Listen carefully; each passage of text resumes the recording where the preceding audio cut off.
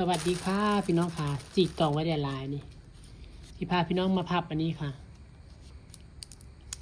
กีบอนุสรณ์ประดิษฐ์พี่น้องค่ะเนี่ยนี่คือกีบอนุสรณ์ประดิษฐ์ออกสเตปเปอร์ใหม่เลยค่ะเรื่องมาอันเก้าน็อกแล้วค่ะ ใส่มา3 ปีคุ้มแล้วพี่น้องค่ะเสียกับบริเสียดายค่ะใส่ปีเดียวคำเสียกันยังคุ้มนะเพราะมันใส่ดีดาวไหมแล้วจะชมพูหวานแหววสีหมักของพัชชาม้อนดีเด้พี่น้องเอาไส้ใหม่ๆมันม้อนดีค่ะอันนี้คือกีบอนุสรณ์ประดิษฐ์เป็นกีบที่เฮ็ดง่ายพี่น้องคะเป็นกีบที่ทำง่ายแล้วก็เร็วนะคะพี่น้องคะนี่ค่ะแต่มือใหม่กับสิยากอยู่เนาะพี่น้องเนาะแต่คนที่เฮ็ดประจำแล้วก็สิว่าง่ายนะพี่น้องคะ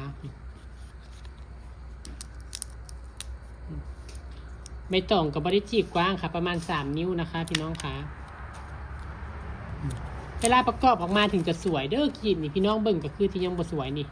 ตัดมาประมาณนึงแล้วก็พับเฉียงจับกับพุ้งปุ๊บมาแล้วก็พับขวา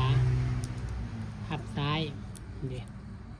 สิได้กีบอนุสรณ์ประดิษฐ์แบบง่ายๆพี่น้องคะเป็นความรู้เล็กๆน้อยๆเอามาฝากมาต้อนพี่น้องจ้าเพราะว่าบ่ได้มีเวลาเฮ็ดหลายแล้วล่ะ